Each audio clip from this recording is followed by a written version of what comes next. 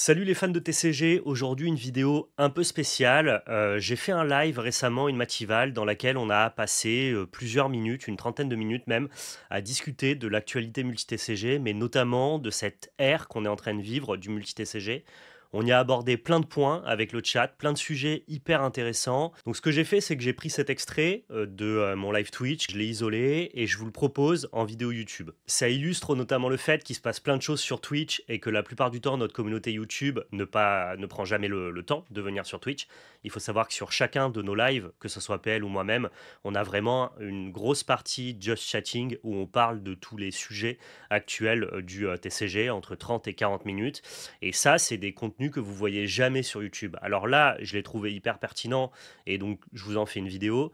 Mais la plupart du temps, sur chacun des lives, c'est 30 à 40 minutes, entre guillemets, qui sont réservés seulement à ceux qui viennent nous voir sur Twitch. Donc peut-être que cette vidéo, ça vous donnera envie de passer le cap et de venir sur Twitch pour avoir ces moments d'actualité, de discussion et notre avis sur divers sujets. Et si c'est pas le cas, dans tous les cas, moi, ça me permet bien, de pouvoir faire une vidéo sur un sujet que j'estime hyper cool et pertinent, et notamment d'avoir votre avis aussi sur YouTube, parce que j'ai eu celui de Twitch en direct. La séquence que je vous propose, elle part d'un sujet hyper simple, c'est l'arrivée de One Piece en version française, qui devrait notamment faire éclore le jeu dans les sphères les plus casual, là où le One Piece compétitif était déjà bien ancré en France avec One Piece anglais. Et donc, ainsi de suite, on a dérivé sur plusieurs sujets. Donc on va notamment parler de l'ère multi-TCG qu'on vit depuis quelques années, le plafond, est-ce qu'il y a un plafond à cette ère des TCG? Quel TCG va disparaître? Est-ce que c'est facile de créer des communautés? On parlera aussi de mon recentrage personnel sur quels sont les TCG que je vais mettre en avant en 2025.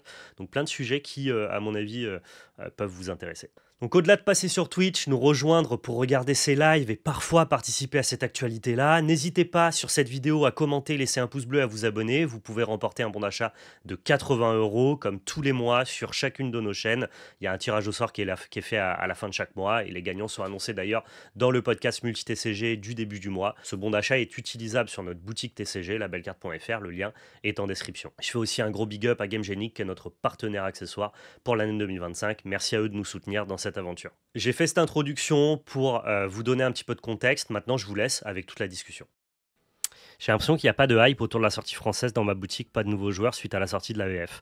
C'est un retour qui est très personnel du coup, Sauce God, parce qu'inversement, moi j'ai plutôt c'est une expérience aussi, donc là, enfin juste un partage d'expérience qui amène pas à une vérité, mais j'ai plutôt moi autour de moi beaucoup de gens qui veulent se mettre au jeu, une fréquentation en boutique justement qui a été un petit peu augmenté dans le sens où bah, justement maintenant il y a des profils plus casual ou des mecs qui veulent découvrir, ou des meufs d'ailleurs, qui veulent découvrir le TCG via One Piece.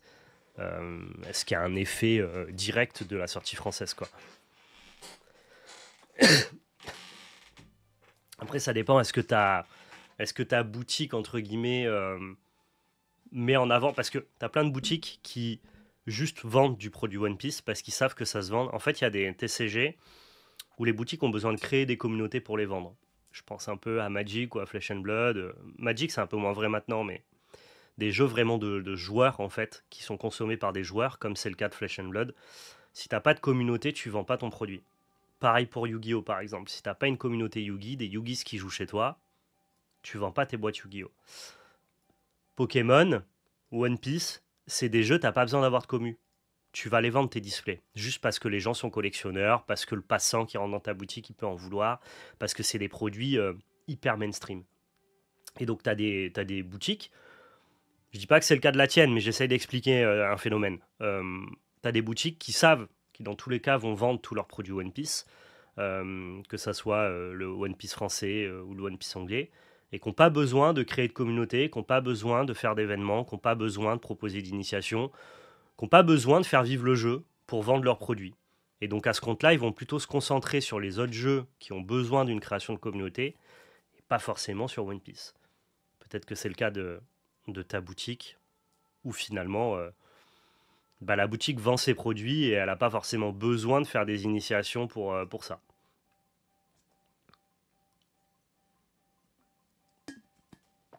C'est la différence entre les TCG grand public et que sont One Piece, Pokémon, et les TCG de joueurs, plus comme Flesh and Blood par exemple.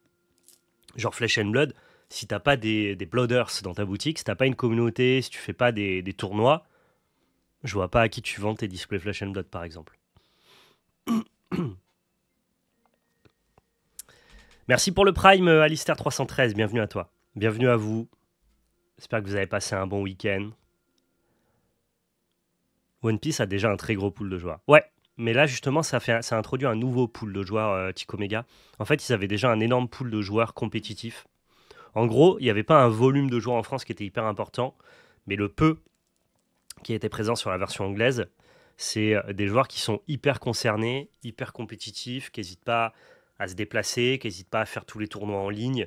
Tu vois, c'est des gens qui sont particulièrement férus de jeux et de TCG. Là, l'arrivée du français sur One Piece, l'avantage, c'est que ça va aller chercher d'autres profils de joueurs. Des profils plus tranquilles, des profils plus enthousiastes. Enthousiastes dans le sens juste fan de découverte. Des profils plus familiales peut-être. Et c'est important qu'un TCG il soit capable de parler à tous les profils, tu vois. Et la sortie VF, ça va chercher ces joueurs-là, ça va pas forcément grossir la part du jeu compétitif, même si mécaniquement ça va le faire un peu. Je pense que c'est surtout cet autre profil de joueurs plus chill qui sont en train d'aller chercher, quoi. Ça va te faire plaisir, notre boutique a commencé à faire des journées multi-TCG où toutes les communes sont invitées à venir pour jouer et discuter avec des joueurs d'autres TCG. C'est incroyable à Londres. Mais tu sais que moi, quand je parlais de ça, parce que les notions de multi-TCG, side-TCG, main-TCG qui sont utilisées partout, moi, je les utilisais en 2022-2023 quand je vous parlais de Dragon Ball Super Card Game, quand je vous ai parlé de mon escapade sur Yu-Gi-Oh!, quand j'ai commencé à parler Flash and Blood et tout. C'était des notions où les gens disaient, mais ça n'existe pas le multi-TCG, c'est trop chronophage, les gens n'ont pas la curiosité, les gens n'ont pas l'envie de jouer à plusieurs TCG ou d'aller voir ce qui se passe à côté. Et c'est marrant parce que c'est un truc que je dis souvent, bah, du coup l'actualité a donné raison aux moi de l'époque qui en fait avaient aucune, si ce n'est la passion, avait aucune raison ou justification de porter un truc qui avait du sens, tu vois. À l'époque où moi je parlais de side TCG et je prenais le multi-TCG, c'était ma situation de créateur de contenu, de passionné et d'enthousiaste qui me permettait du coup de consommer les choses comme ça. Et en fait, j'essayais de promouvoir ça dans ma communauté. Et j'avais toujours cet argument, je comprends que les gens peuvent pas être multi-TCG, je vous demande pas de pratiquer, je vous demande juste d'être curieux, tu vois. Et donc ça veut dire que j'étais dans une époque qui n'était pas la bonne, ou en tout cas j'avais ce truc un peu visionnaire sans être visionnaire, parce que j'aurais jamais pu me douter qu'en fait ça allait devenir normal maintenant. Et donc ça me fait hyper plaisir de voir ça à Landikoi, mais tout comme le village TCG d'Asmodée au Fiche, ça me fait hyper plaisir. Tout comme le fait que maintenant il y ait des chaînes multi-TCG, tout comme le fait juste que les gens utilisent le terme multi-TCG et side-TCG. C'est devenu tellement quelque chose de normal qu'il n'était pas du tout à l'époque où moi j'utilisais ces propos-là. Et je me sens un peu, tu sais, quand tu es pionnier d'un truc, quoi. Tu as fait partie d'un truc, tu étais prêt avant que les gens le soient. Et il se trouve juste que bah, ça a bien tourné et tant mieux, tu vois. Il se trouve que, sans trop savoir pourquoi, j'étais dans un train qui n'était pas encore parti. Et quand il a commencé à partir de la gare, bah, finalement, j'étais déjà dedans. Et donc, tant mieux. Et c'est un peu ouf parce qu'en plus, tu vois, c'est pas comme si c'était moi qui avais créé le truc. Parce que multi-TCG, side-TCG, l'émergence multi-TCG, c'est pas Val de Val et PL qui a créé ça. C'est juste que non, j'étais dans un game qui finalement s'est créé tout seul de manière à côté, et j'ai cru à un truc qui n'existe pas avant qu'il existe. Parce que si c'est toi qui le crée, bon bah c'est un peu normal que tu sois dans ce train-là, parce que c'est toi qui as amené ce truc-là.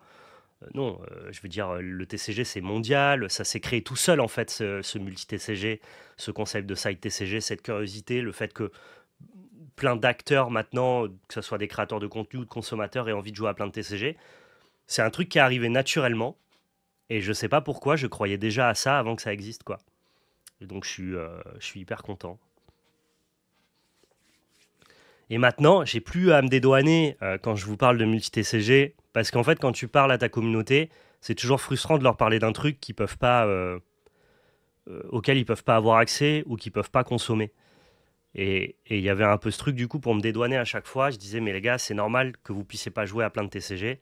Moi, ce qui m'intéresse, c'est surtout que vous soyez curieux. Vous sachiez un petit peu ce qui se passe à côté, que vous ouvriez vos perspectives, Ça vous permet de relativiser votre TCG parfois. Juste regarder un TCG en tant que spectateur, vous pouvez y trouver du plaisir. J'ai même plus besoin de mettre ces disclaimers tellement maintenant c'est normal le multi-TCG. C'est genre maintenant on parle de plein de TCG et les gens ils jouent à plein de TCG. Alors oui, les consommations ont évolué, même les TCG, dans leur direction, ils prennent en compte que maintenant les gens jouent à plusieurs TCG. Et donc du coup on essaye de faire des formats qui rotationnent moins, où les gens peuvent rester sur des decklists plus longtemps, les gens va et viennent d'un TCG à un autre. Je pense que tout le game s'est adapté à ce truc-là. Mais du coup, moi, quand j'en parle, je peux juste vous parler de TCG, de plein de TCG, de manière hyper large et variée. Et ça fait sens dans mon contenu, quoi. Je suis pas le fou qui dit je joue à plein de TCG, tu vois. Donc oui, ça me fait extrêmement plaisir quand il y a des initiatives, même locales, professionnelles, qui mettent en avant le multi-TCG, qui parlent de plein de TCG et tout. Bah, ça peut pas me régaler plus que ça parce que c'est un peu le fou qui avait raison sans savoir qu'il avait raison. Bah, il se trouve qu'il y a pas mal d'années, j'étais déjà dans ce game-là qui n'existait pas. Et c'est hyper satisfaisant maintenant que ce monde existe, quoi. Perso, je suis en train de créer mon TCG. Bon courage à toi, monsieur Marc, parce que je sais à quel point c'est compliqué, à quel point c'est pas facile. Force à toi. Je suis pas fan du jeu, mais j'ai l'impression que c'est l'Orcana qui a ouvert ça. Je crois que tu as raison, SauceGod. Et en tout cas, si je devais aller en chercher un, alors c'est pas ce qui a ouvert ça chez moi, par exemple, parce que moi j'ai été fan de multi-TCG avant que même l'Orcana soit mentionné. Mais ce qui a ouvert ça au grand public, par contre, c'est probablement l'Orcana, ouais. Le fait qu'un jeu aussi grand public, qui a attiré à la fois des nouveaux joueurs et à la fois des joueurs de TCG, qui ont fait la bascule parce qu'ils avaient envie de découvrir cet univers-là, de découvrir ce truc un peu cool, mais sans forcément abandonner leur TCG de base. Je pense aux mecs qui étaient sur Flesh and Blood ou Magic qui sont allés tâter du Lorcana.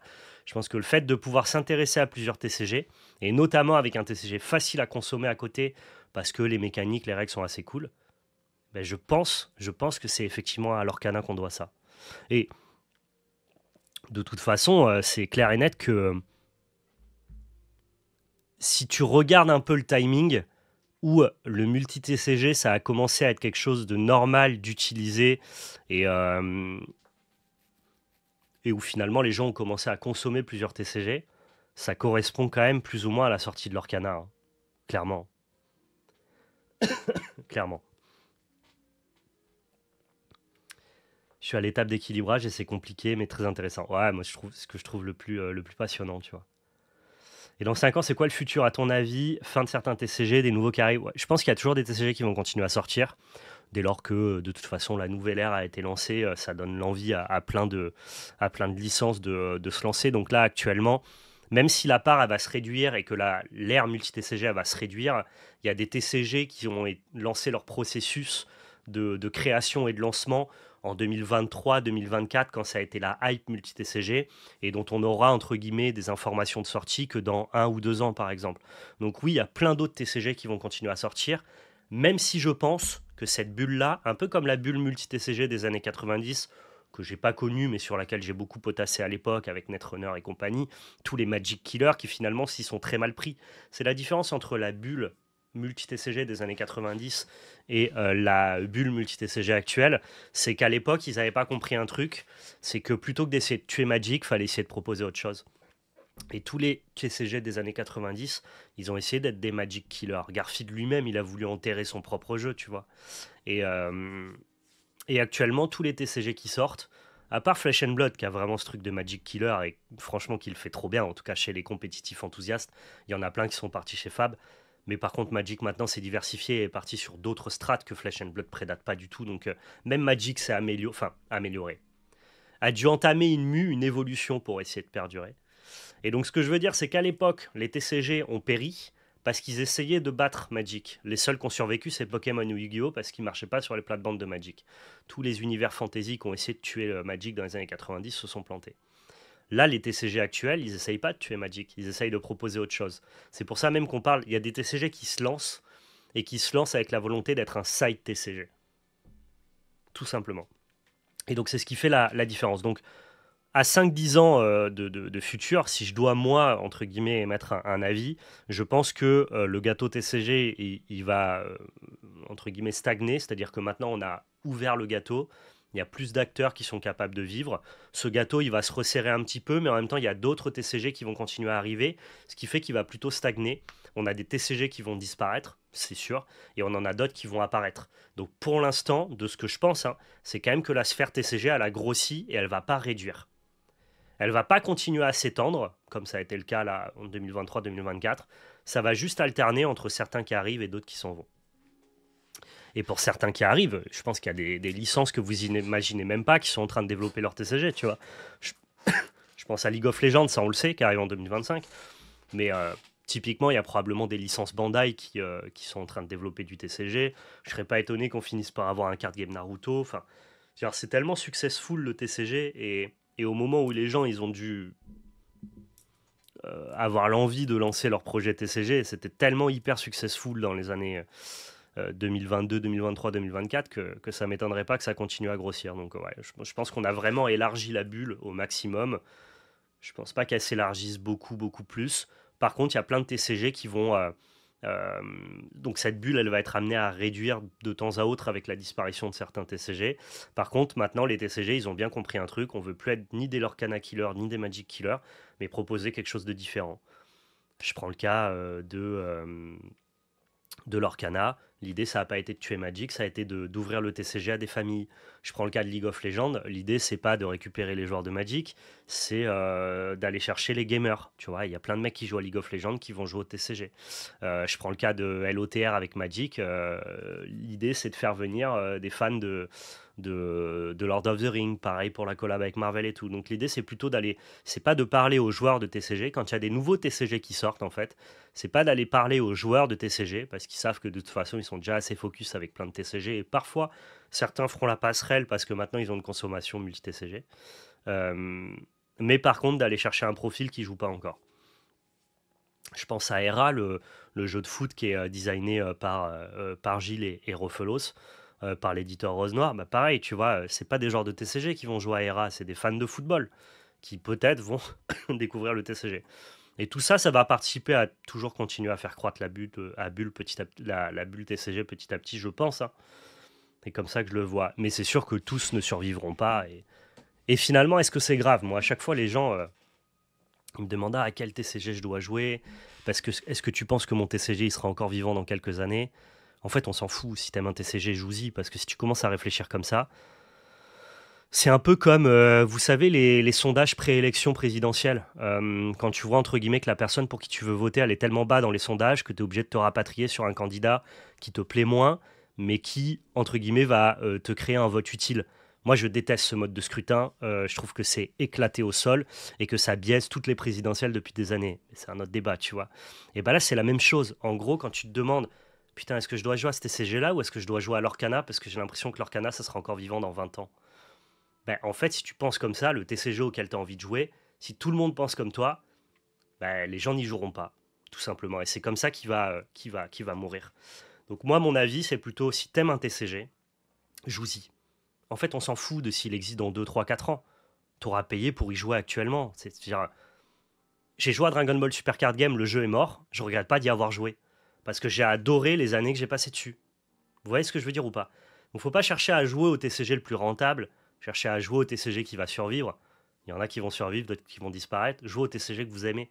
Et mécaniquement, s'il y a plein de gens qui jouent au TCG qu'ils aiment, bah ils continueront à vivre.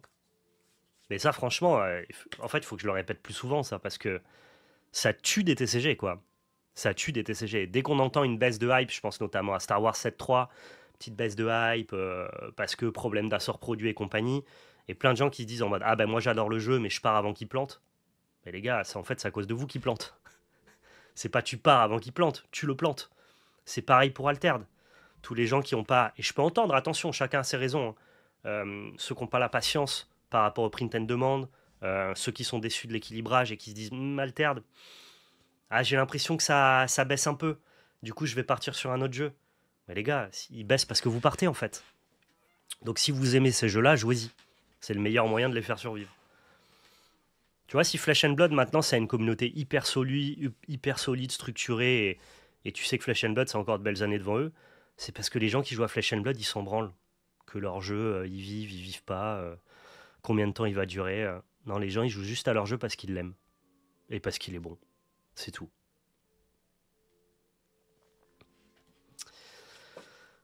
Merci Fizune pour le sub.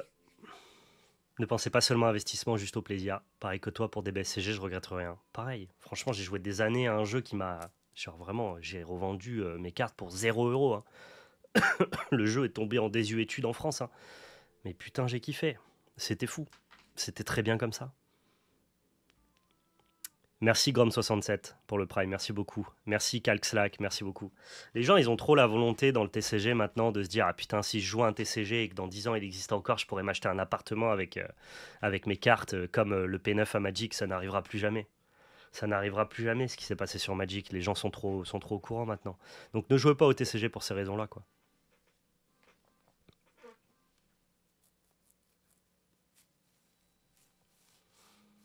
Oh Kawa, comment tu vas?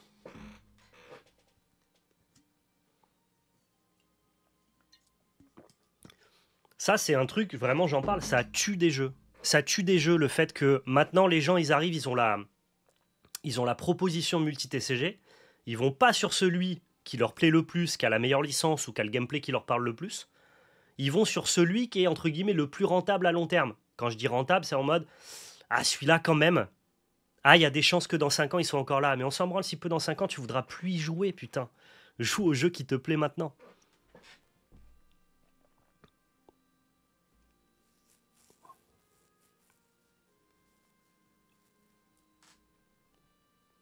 C'est le problème aussi pour remplir un tournoi. Les gens viennent que si on est plus de 50. Ils sont 50 à penser comme ça. Du coup, le tournoi se remplit pas alors qu'il devrait se remplir.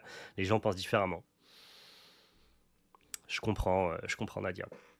C'est effectivement des problématiques qui sont pas faciles à solutionner. Moi, ce que je peux faire à mon modeste niveau, c'est justement porter ce discours-là aussi, tu vois. Moi, je veux juste qu'il y ait quelques tournois autour, c'est important tout de même. Ça, je te rejoins, Fizune, mais encore une fois, si personne ne veut jouer à un TCG parce que c'est une espèce de serpent qui se mord la queue, les gens pensent que le TCG va tomber, bah, du coup, mécaniquement, il n'y a pas de communauté et du coup, il n'y a pas de tournoi, quoi. Genre, en fait, c'est aussi un peu marrant, ça. Excusez-moi, hein, je vais mettre les pieds dans le plat, mais il y a beaucoup de communautés qui veulent, entre guillemets, qu'il y ait déjà une communauté chez eux. Mais les gars, pour créer une communauté, ça part d'abord d'un humain. C'est-à-dire, ça part déjà de quelqu'un. En gros, il y a plein de gens qui me disent, je prends un exemple, ah ben moi, je joue pas à Flesh and Blood parce que j'ai pas de commu autour de chez moi. Mais crée ta commu. Je dis pas que c'est facile, mais à la base, la communauté, elle vient pas de nulle part. Tu vois, c'est un peu l'œuf ou la poule. C'est le joueur ou la communauté qui est arrivé avant. C'est d'abord le joueur.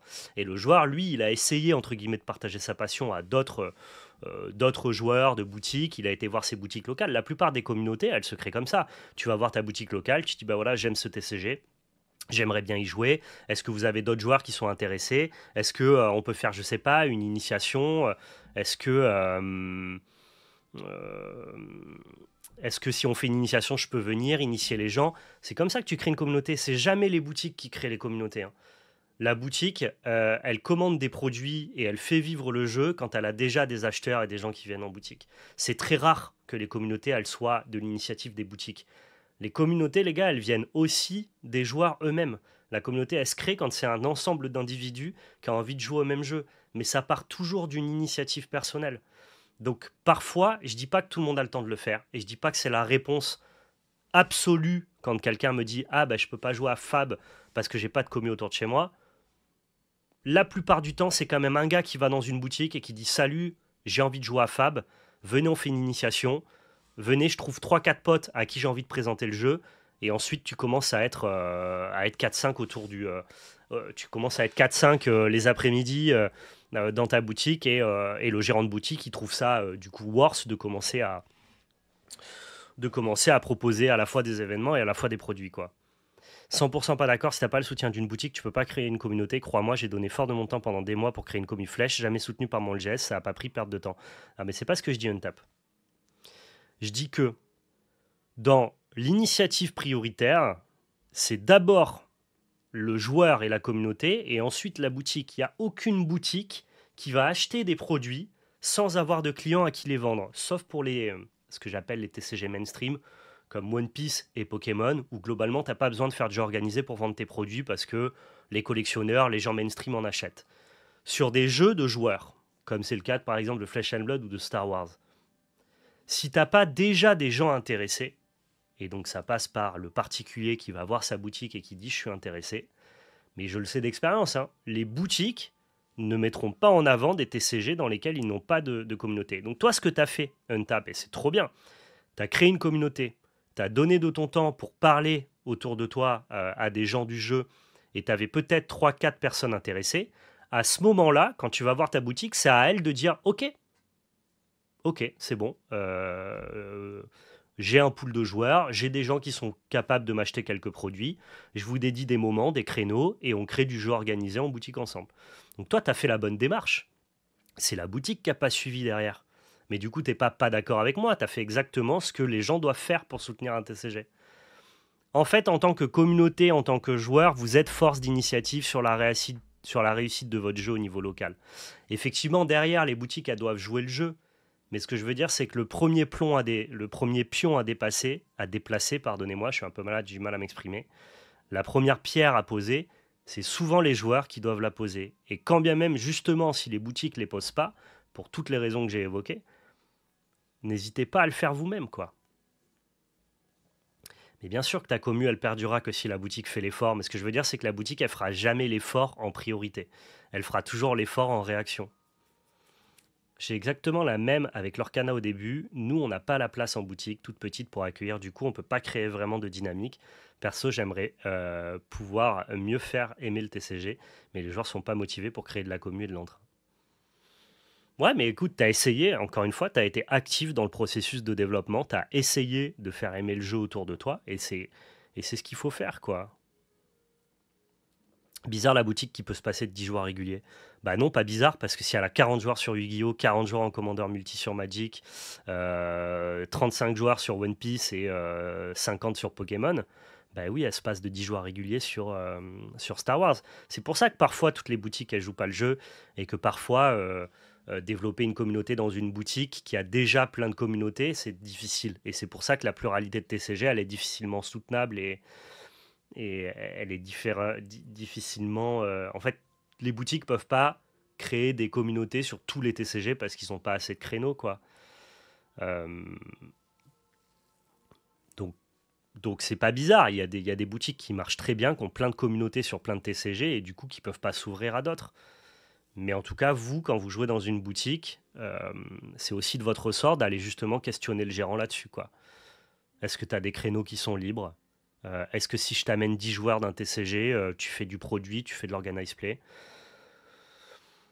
C'est, on a, on a ce pouvoir. Voilà, je vais être encore plus clair. On a ce pouvoir et parfois, faut pas attendre que ça vienne des boutiques. Je pense qu'il y a une incompréhension. Ce que dit Val, c'est qu'avant de dire qu'il n'y a pas de commu, il faut essayer d'en créer une. Après, si ça ne prend pas, on peut se dire dommage, mais il faut essayer soi-même. Je te remercie, tu as résumé parfaitement, Fizune. Et je vois beaucoup trop, moi, c'est un message que je reçois tout le temps sur la chaîne multi-TCG quand on met en avant des TCG en mode tu m'as donné envie de jouer à ce TCG, j'adore, ça a l'air trop bien, mais il n'y a pas de commu autour de chez moi. Ben, il n'y a pas de commu jusqu'à ce que tu en crées une. Que tu parles à tes potes et que tu essayes de leur promouvoir ton jeu préféré.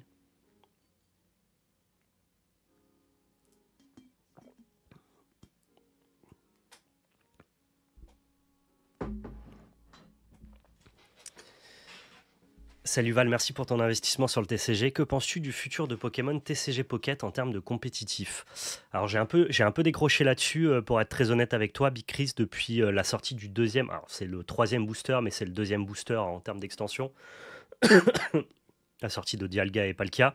En gros, je me suis rendu compte qu'en 2025, j'avais quand même envie de me recentrer, et encore quand je me recentre, c'est genre je dois quand même faire de la veille sur 8 TCG différents. Un peu moins, 6-7 on va dire. 8 avec Project K qui devrait arriver, donc League of Legends.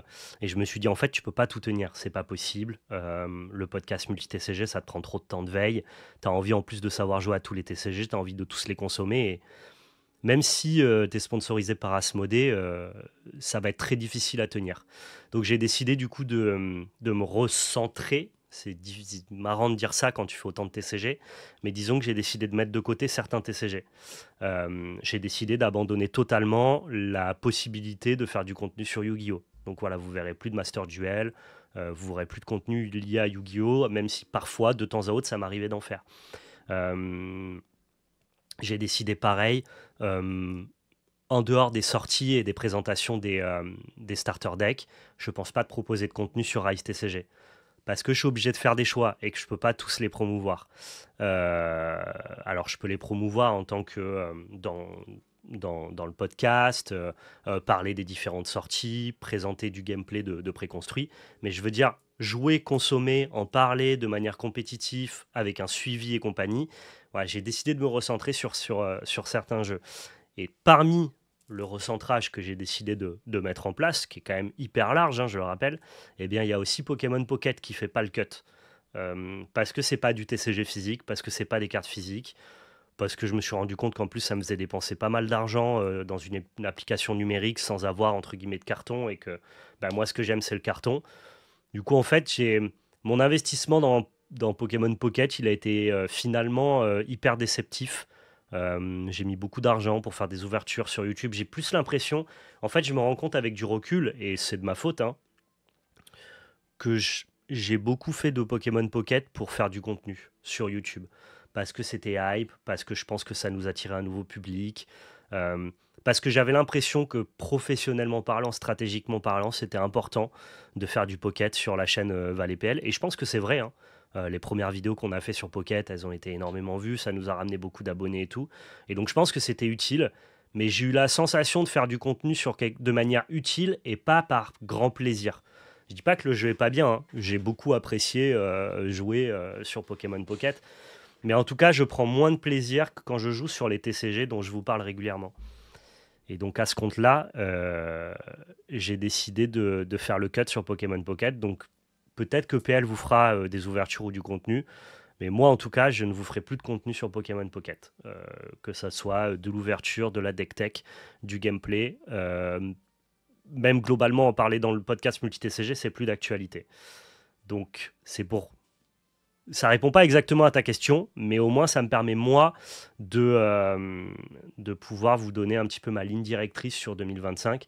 Je me ressente principalement sur deux main TCG que sont Lorcana et Magic, et ensuite quatre side TCG que sont One Piece, Altered, Star Wars et Flesh and Blood. Donc voilà, globalement, le gros de mon contenu, le gros de la veille que je vais faire, c'est-à-dire connaître la méta, connaître les decklists, regarder les tournois, vous proposer tout ce stock d'actualité dans le podcast multi-TCG, ça va tourner autour de ces 6 TCG-là. Je vais quand même réouvrir mes perspectives quand il y aura League of Legends qui va sortir pour le tester. Et pareil aussi, quand ERA sera mis en place en fin d'année, on vous proposera toujours du contenu lié à ERA. Je parlerai aussi ici et là de Rise, TCG aussi. Mais je veux dire, je vais pas monter de deck compétitif, je vais pas faire de contenu régulier sur cela, quoi. Je suis obligé. En fait, si je veux pas me perdre, si je veux pas que ça me coûte trop d'argent, parce qu'il faut se rendre compte quand même des sommes que je dépense dans le TCG, et avec un peu de recul, ça me frustre un peu. Je j'ai quand même besoin à un moment d'essayer d'encadrer le truc, quoi. Et donc je l'ai encadré à ces 6 TCG là, ce que je trouve déjà hyper hyper large, quoi. Donc ce que je pense de Pokémon TCG en compétitif, de Pokémon Pocket, rien, je ne sais pas. Aucune idée. Aucune idée, et globalement, ça sera plus vraiment la chaîne pour parler de ça, en tout cas avec moi. Je sais que PL continue toujours à consommer le jeu, donc peut-être que lui vous en parlera.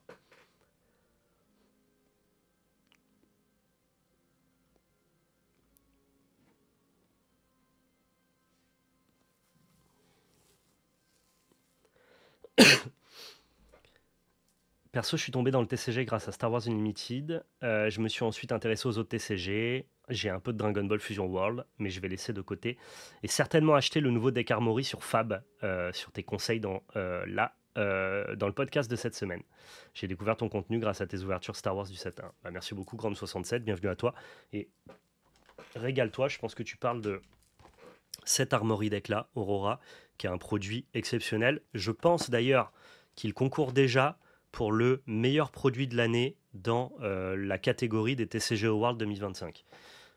Il y aura de quoi lui faire un peu de concurrence avec notamment certains produits Yu-Gi-Oh! Et certains produits One Piece, mais en tout cas, il est assez exceptionnel. Donc ouais, si vous voulez vous mettre à Flesh and Blood, ce sont de très très bons produits.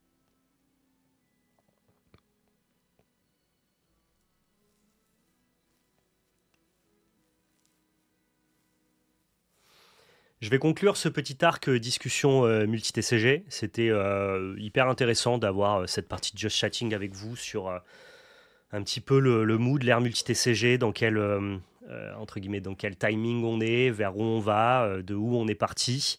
Je me sens hyper reconnaissant d'avoir le droit de vivre ça, parce qu'il y a aussi un monde, il faut quand même se rendre compte qu'il y a un monde où moi je suis créateur de contenu Magic, je vous parle de multi-TCG, je vous parle de side TCG, et l'Orcana ne sort pas, les gens n'adhèrent pas, il y a juste une petite partie de ma communauté qui est curieuse et qui me laisse parler et qui m'écoute de multi-TCG, mais qui globalement, à part les plus ardus qui vont avoir la curiosité d'aller voir ce qui se passe à côté, chaque TCG reste entre guillemets dans ses carcans et le multi-TCG entre guillemets ne prend pas. Et du coup, moi, je reste un peu le fou du village qui, pendant des années, parle de multi-TCG alors que c'est un truc de créateur de contenu parce que la communauté a jamais la... En tout cas, ne pense pas et les produits sont pas faits de manière à ce que les gens puissent imaginer avoir un intérêt pour plusieurs TCG. Donc, je suis hyper reconnaissant que c'est un peu tourné en ma faveur là-dessus, d'avoir, un peu comme Magic Arena, d'y avoir cru avant les autres, d'avoir été là au bon moment. Et j'ai l'impression que dans le TCG, j'ai un peu ce truc de... bah, en fait, quand tu es passionné, tu crois aux choses avant que les gens y croient. Et ça a été pareil pour Magic Arena, et là c'est pareil pour le multi-TCG. Donc je suis hyper satisfait de ça. Et pour ceux qui se demandent un petit peu où va le multi-TCG, je sais pas où il va exactement, mais je trouve globalement qu'il va dans le bon sens, avec des sorties qui essayent d'attirer des nouveaux publics, avec des gameplays qui sont toujours hyper innovants, avec des licences qui sont hyper cool. Et à mon avis, on a encore de très très belles heures. Je vois pas le game multi-TCG s'effondrer du jour au lendemain, comme ça a été le cas dans les années 90. C'est un peu la conclusion que j'ai à ce truc-là, à ce sujet-là. Donc ouais, hyper reconnaissant, hyper content. Et encore une fois, merci à Asmodée parce que pareil, sans eux, ça serait très difficile de pouvoir faire du contenu multi-TCG. Et là, grâce à eux, on va pouvoir le faire sur cette année 2025. On a fait tout 2024 à nos propres frais sur le multi-TCG. Ça a été forcément très compliqué, hein. Et là, grâce à Asmodée, on devrait pouvoir assumer ça un peu plus facilement.